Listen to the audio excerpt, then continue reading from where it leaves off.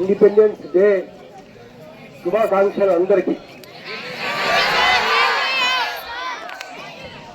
Srilatha principal గారు, Anjaneyulu CI గారు, ఇక్కడ మొత్తం స్టాఫ్, లెక్చరర్స్, టీచర్స్,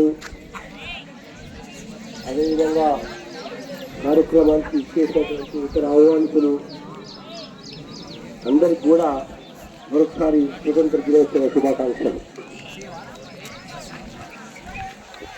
మిత్రులారా, ఇందాక మన సిఐ గారు చెప్పినట్లు మేమందరం కూడా గవర్నమెంట్ స్కూల్లో చదువుకున్న వాళ్ళనే. మేమెక్కడ కూడా ప్రైవేట్ స్కూల్లో, కాన్వెంట్ స్కూల్లో చదువుకున్న వాళ్ళని కాదు. హై స్కూలు, దాని తర్వాత డిగ్రీ, పీజీ అన్నీ కూడా గవర్నమెంట్ స్కూల్లోనే చదువుకున్నాం. కాబట్టి గవర్నమెంట్ స్కూల్లో చదువుకున్నటువంటి వాళ్ళు గొప్పవాళ్ళు కారు అనేటువంటి సమస్య ఏమీ లేదు. అద్భుతంగా వాళ్ళు కూడా ఎంతో టాలెంట్ ఉంటుంది. ఆ టాలెంట్ సక్రమంగా మనం వినియోగించుకుంటే మనం ఎంతో గొప్పవాళ్ళం అవుతాం. స్వతంత్ర దినోత్సవం కాబట్టి ఈరోజు మన దేశం కోసం ఎవరికి త్యాగాలు చేస్తున్నారో వాళ్ళని స్మరించుకోవడం చాలా అవసరం. మనకు ఈ దేశానికి స్వతంత్రం వచ్చిందనంటే ఎంతో మంది ఎన్నో రకాల పోరాటం చేస్తారు. మహాత్మా గాంధీ, జవహర్లాల్ నెహ్రూ, సర్దార్ వల్లభాయ్ పటేల్ ఇలాంటి వాళ్ళందరూ కూడా శాంతియుత మార్గం లోపల కొన్ని పోరాటాలు చేయడం జరిగింది. అయితే అదే సమయం లోపల దేశంలో పెద్ద ఎత్తున నేతాజీ సుభాష్ చంద్రబోస్ ఆజాద్ హింద్ ఫౌజ్ను తీసుకొచ్చి ఆయన బ్రిటిష్ వాళ్ళను గొర్రెలాగించడం అనేది జరిగింది. తర్వాత భగత్ సింగ్ లాంటి వాళ్ళు చేసినటువంటి త్యాగాలు, వాళ్ళు చేసినటువంటి త్యాగాలకు బ్రిటిష్ ప్రభుత్వం అనేటటువంటిది వంచిపోయింది వాస్తవం చెప్పాలంటే. కాబట్టి స్వాతంత్రం కోసం ఆ రోజు వాళ్ళు ఏదైతే పోరాటం చేస్తున్నారో ఏ స్వార్థం లేకుండా ఒక దేశం కోసం, ఒక మంచి సమాజం కోసం వాళ్ళు ఆశించి కలలుగని వాళ్ళు పోరాటం చేస్తారు. ఎంతో మంది వాళ్ళ ఆస్తులు పోగొట్టుకున్నారు, ఎంతో మంది జైళ్ళ లోపల ఉన్నారు. ఆ రోజులో పోలీస్ ఫైరింగ్, జలియన్వాలా బాగ్ లాంటి చోట ఫైరింగ్ జరిగితే ఎంతో మంది చనిపోవడం కూడా జరిగింది. అయితే ఇవాళ స్వతంత్ర దినోత్సవం సందర్భంగా మనం కొన్ని విషయాలు ఆలోచించాలా. వాళ్ళ ఆశయాలు ఎంతవరకు నెరవేరినాయి, ఏ మేరకు మనం ఏదైతుందో ఒక మంచి సమాజం వైపు మనం వెళ్తున్నాం, వాస్తవంగా మంచి సమాజం వైపు మనం వెళ్తున్నామా అనేది కూడా మనం ఆలోచించుకోవాల్సిన అవసరం ఉన్నది. అయితే ముఖ్యంగా మీరందరూ విద్యార్థులుగా ఉన్నారు కాబట్టి మీకు నేను వ్యక్తిగతంగా మీతో నేను చెప్పదలుచుకున్నటువంటి 2-3 విషయాలు ఏంటంటే, మొట్టమొదలు మీరు మీ యొక్క ఆరోగ్యం గురించి శ్రద్ధ వహించండి. చిన్న చిన్న ఎక్సర్సైజ్ చేసుకోవడము, గేమ్స్ ఆడడము, ఫిజికల్ ఫిట్నెస్ అనేటటువంటిది మీకు చాలా అవసరం. భవిష్యత్తులో ఇప్పుడు సిఐఆర్ ఉన్నట్లు మీరు ఒక పోలీస్ డిపార్ట్మెంట్కి పోవాలన్నా, ఏదైనా వేరే దాన్ని చేరాలన్నా కూడా ఫిజికల్ ఫిట్నెస్ అనేది మీకు చాలా అవసరం. కాబట్టి అవి కాక మీరు ఎక్కువ రోజులు ఆరోగ్యంగా బతికి ఎన్నో మంచి పనులు చేయాలంటే కూడా ఫిజికల్ ఫిట్నెస్ అనేటటువంటి అవసరం అన్నది. కాబట్టి దానికోసం మీరు ప్రయత్నం చేయాలా ఫస్ట్ విషయం.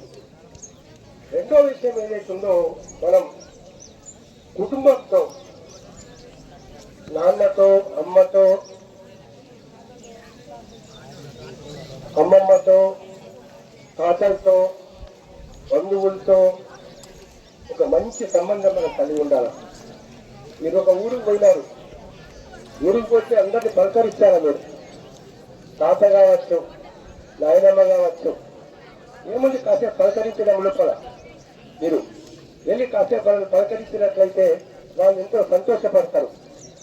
కాబట్టి ఈ యొక్క సంబంధాలు, కుటుంబ సంబంధాలని మెయింటైన్ చేసుకోవడం అనేటటువంటిది, కుటుంబ సంబంధాలని చాలా ప్రేమగా చెల్లెలతో మాట్లాడుతున్నారు, అమ్మతో మాట్లాడుతున్నారు, ఒక ప్రేమతో మీరు మాట్లాడడం అనేటటువంటిది మీరు నేర్చుకోవాలన్న. నేర్చుకోవాల్సిన అవసరం లేదు, అది నిలిచిలోనే ఉంటుంది. కానీ దాన్ని మనం ఎక్స్ప్రెస్ చేసి ఆ విధంగా చెయ్యాలి. అక్కడ ఉండేటటువంటి ఆనందం ఈ జైల్లో కూడా దొరకదు. ఉదాహరణ, మీరు ఇంటికి వెళ్ళారు, అమ్మకు ఆరోగ్యం బాగాలేదు, అక్కడ మంచం మీద పడుకొని ఉంది. మీరు అమ్మ దగ్గరికి వెళ్ళి, అమ్మ మీకు టీ కావాలా, నేను ట్యాబ్లెట్ తెచ్చేవాళ్ళ, మంచినీళ్ళు ఇవ్వాలా అని కాసేపు అమ్మ దగ్గర కూర్చొని ఒక గ్లాస్ మంచినీళ్ళు ఇచ్చి కాస్త టీ ఇచ్చి అమ్మకు కళ్ళు వస్తుందంటే ఒక 2 నిమిషాలు మీరు అమ్మకు కళ్ళు పెట్టారనుకోండి, అమ్మ ఏం ఫీల్ అవుతుంది అనేది అది వేరే విషయం. ఆ అరగంట సేపు మీరు సంతోషంగా ఉంటారా, హ్యాపీగా ఉంటారా, ఆ అరగంట సేపు హ్యాపీగా ఉంటారా మీరు దాంట్లో. సో అమ్మ కావచ్చు, నాన్న కావచ్చు, అమ్మమ్మ కావచ్చు, ఎవరైనా కావచ్చు, ఇతరులకు మనం సర్వీస్ చేయడం అనేటటువంటిది ఈ వయసు నుంచే మీరు నేర్చుకోవాలి. ఈ వయసు నుంచే కనుక మీరు నేర్చుకొని ఒక ఫ్యామిలీ సంబంధాలను డెవలప్ చేసుకోవడం కనుక బాగా చేసుకున్నట్లయితే అది మీకు ఎంతో ఉపయోగపడుతుంది. రెండవ విషయం ఏదైతే ఉందో, ముఖ్యంగా అత్యంత పేద కుటుంబాలకు వెళ్ళి వచ్చిన వాళ్ళు కూడా ప్రపంచంలో ఎంతో గొప్ప స్థాయికి పోయినారు. అబ్దుల్ కలాం గారు ఉన్నారు.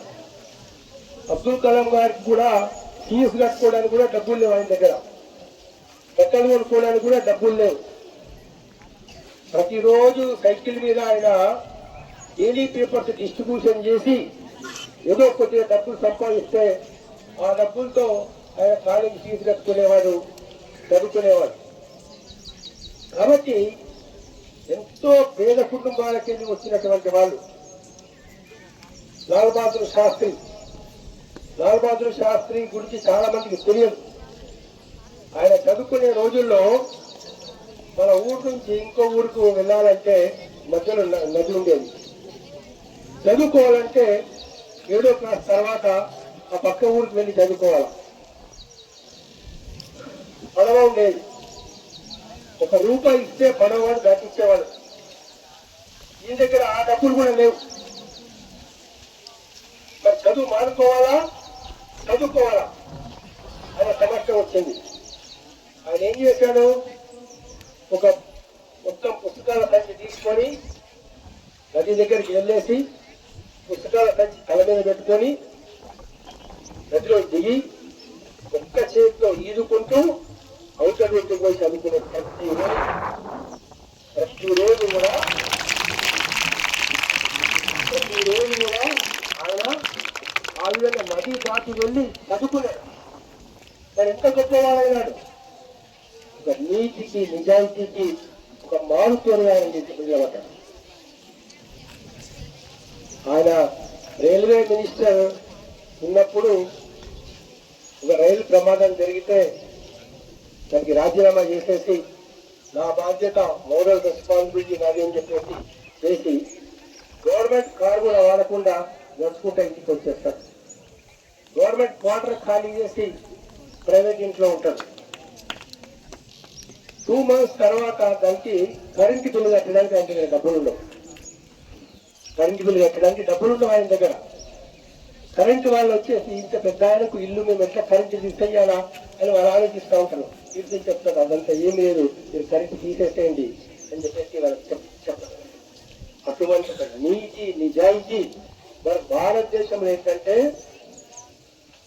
ఒక్క మాట ఏం చెప్పాలంటే, ఈ దేశం బాగుపడాలంటే లాల్ బహదూర్ శాస్త్రి లాంటి వాళ్ళు, అబ్దుల్ కలాం లాంటి వాళ్ళు, నేతాజీ సుభాష్ చంద్రబోస్, భగత్ సింగ్ లాంటి వాళ్ళు, మహాత్మా గాంధీ లాంటి వాళ్ళు మళ్ళీ పూర్తిగా కానీ ఈ దేశం బాగుపడుతుంది, సమర్థన పడుతుంది. ఆ విధంగా మీలో నుంచి రావాలా, ఆ విధంగా గొప్ప వాళ్ళు అవుతాము అనేటువంటి ఉద్దేశం మీకు ఉండాలి. ఇక్కడ ప్రపంచంలో చాలా గొప్ప ధనవంతులుగా అయినటువంటి వాళ్ళ కథ కూడా ఫోర్డ్ కంపెనీ ఉంటుంది. తండ్రి లేడు, తల్లి లేడు, ఆయనకు డైలీ పేపర్స్ రోడ్డు పక్కన కాగితాలు అమ్ముకొని బాటలు అమ్ముకొని బతికేవాడు. అటువంటి వ్యక్తి లైఫ్ను ఛాలెంజ్గా తీసుకొని ప్రపంచ ధనవంతుల్లో ఒక ధనవంతులుగా తయారైనాడు ఆయన. అదేవిధంగా హీరో హోండా మోటార్ సైకిల్ కనుక్కున్న వ్యక్తి, ఆ కంపెనీ పెట్టినటువంటి వ్యక్తి చిన్న సైకిల్ మెకానిక్ కొడుకు ఆయన ఒక పట్టుదల, నేను ఎట్లయినా సాధించాల జీవితంలో అని చెప్పేసి ఆయన పట్టుదల ప్రయత్నం చేసి ఆయన కూడా ప్రపంచంలో ఒక గొప్ప కంపెనీని పెట్టి ఎంతో డబ్బులు సంపాదించడం జరిగింది. కాబట్టి ఏంటంటే మీరు ఒక లక్ష్యం పెట్టుకోవాలి. ఏం అనేది చాలా అవసరం. నేనేమవుతా, కలెక్టర్ అవుతానా, ఇంజనీర్ అవుతానా, ఒక టీచర్ అవుతానా, లెక్చరర్ అవుతానా, పోలీస్ ఆఫీసర్ అవుతానా, జడ్జి అవుతానా, ఏదో ఒక లక్ష్యం అనేటటువంటిది ఒక గొప్ప లక్ష్యం పెట్టుకోవాలి. లక్ష్యం పెట్టుకుంటే ఆ లక్ష్యం కోసం మీరు పనిచేస్తూ ఉంటారు. లక్ష్యం లేకపోతే మనకు అంటే ఎటుపోతున్నామో జీవితం తెలియనటువంటి పద్ధతిలో కలుగుతాం. ఇక్కడ లక్ష్యాన్ని సెలెక్ట్ చేసుకునేటప్పుడు మీరు కొద్దిగా జాగ్రత్తగా వింటే మీకు అంతర్గతంగా మనసులో కొన్ని అంటే ఇష్టం ఉంటుంది.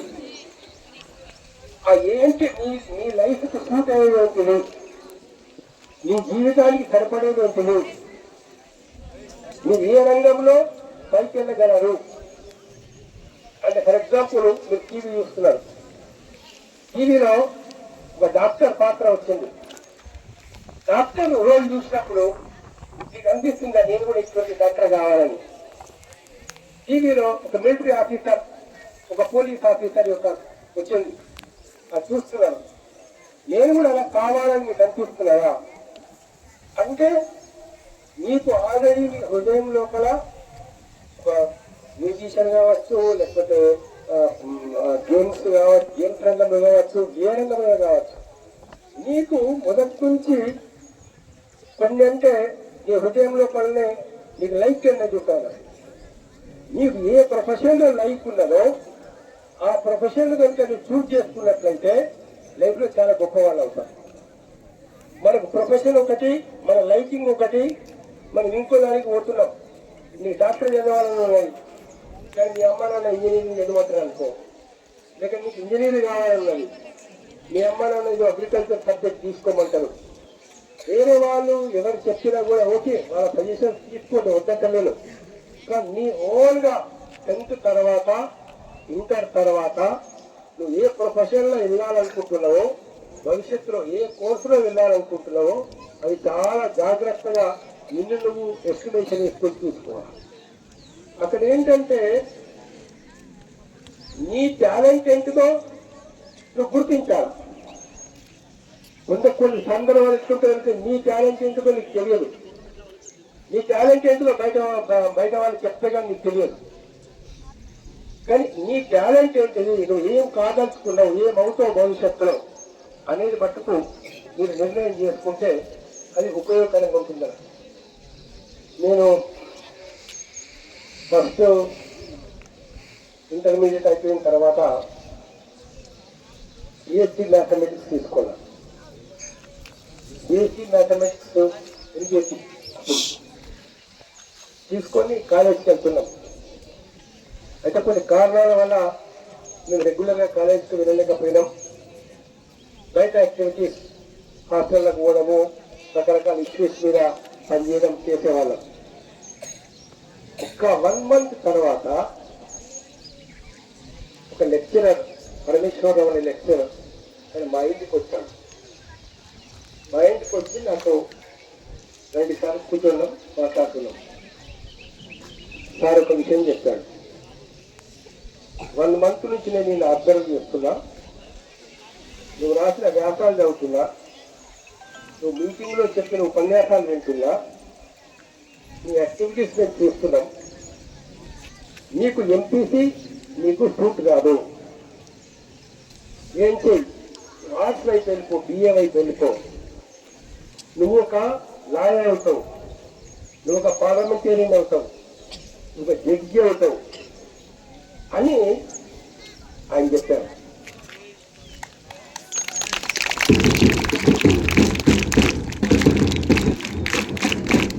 అంటే ఇవాళ టీచర్స్ అందరికి కూడా ఒక రిక్వెస్ట్, పెద్దవాళ్ళకు కూడా, మీరు పిల్లల్ని, మీ పిల్లల్ని, ఈ పిల్లల్ని నిజంగా ప్రేమిస్తున్నారంటే వాళ్ళు అబ్జర్వ్ చేయాలి. మీరు చాలా క్లోజ్ అబ్జర్వ్ చేయాలి. అతను ఏం టాలెంట్ ఉంది, వీడు బాగా పాడతాడా, వీడు బాగా ఆడతాడా, ఇతనికి బాగా జనరల్ నాలెడ్జ్ ఉన్నదా, ఇతను ఏ సబ్జెక్ట్లో ముందుకు వెళ్తాడు, ఆర్ట్ ఉన్నదా అని మీరు ఐడెంటిఫై చేసి వాళ్ళకి అట్లా ఎంకరేజ్మెంట్ కనుక ఇచ్చినట్లయితే వాళ్ళ జీవితంలో ఎంతో గొప్పవాళ్ళు అయ్యేటటువంటి అవకాశం ఉంటుంది. అందుకని ఏంటంటే పెద్దవాళ్ళ యొక్క గైడెన్స్ తీసుకోవడం కూడా చాలా అవసరం. మనం ఇప్పుడే కాదు, ఈవెన్కు మీరు చదువు అయిపోయిన తర్వాత, మ్యారేజ్ చేసేటప్పుడు కానీ, తర్వాత అప్పుడు కానీ ఎల్డర్స్లో చాలా మంది ఇలా సలహాలు తీసుకోవడం లేదు చాలా సందర్భాలలో. కానీ క్రిటికల్ సమయాలలో కూడా ఎల్డర్స్ యొక్క సలహాలు, పెద్దవాళ్ళ యొక్క సలహాలు చాలా ఉపయోగపడతాయి. కాబట్టి మనం ముఖ్యంగా మీరు గమనించాల్సినటువంటి ఒక విషయం ఏంటంటే, ఒక లక్ష్యం, నేనేమవుతా అనేది అనుకొని దాని ప్రకారంగా మీరు పనిచేయాలి. సెకండ్ విషయం ఏదైతుందో కాన్సన్ట్రేషన్. కాన్సన్ట్రేషన్ చాలా అవసరం.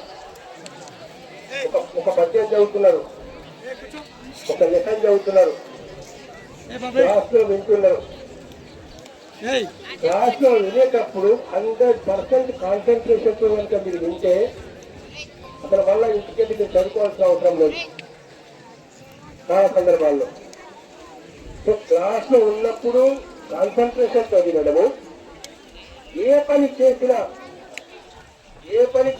కాన్సన్ట్రేషన్తో చేయడం. మనం ఒక పని చేస్తున్నాము, మన మైండ్ ఇంకో దగ్గర ఉందనుకోండి, పని ఒకటి చేస్తున్నాము, మన మనసు ఆలోచనలు ఇంకో దగ్గరికి పోయినాయి, అది సక్సెస్ కాదు. ఇందులో చిన్న ఎగ్జాంపుల్స్. ఇప్పుడు ఫర్ ఎగ్జాంపుల్ రోజు టీ పెట్టాము, ఉడుకుతున్నది, అప్పుడు ఇసుకేదో ఆలోచించుకుంటూ ఏదో పేపర్ చూసుకుంటూ టీవీ చూసుకుంటున్నాం అనుకోండి, అది పాలు పొంగిపోతాయి అక్కడ.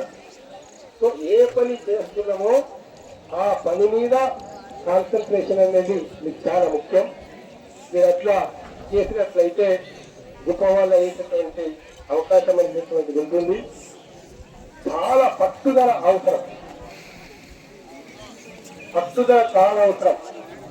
ఒక్కసారి ఓడిపోతే, ఒక్కసారి ఏదో ఇబ్బందిగా వస్తే దాంతో మనం డిమోరల్ అయిపోయి ఇక మనం ఎందుకు పనికిరాం జీవితంలో అని అనుకోవడం చాలా కరెక్ట్ కాదు.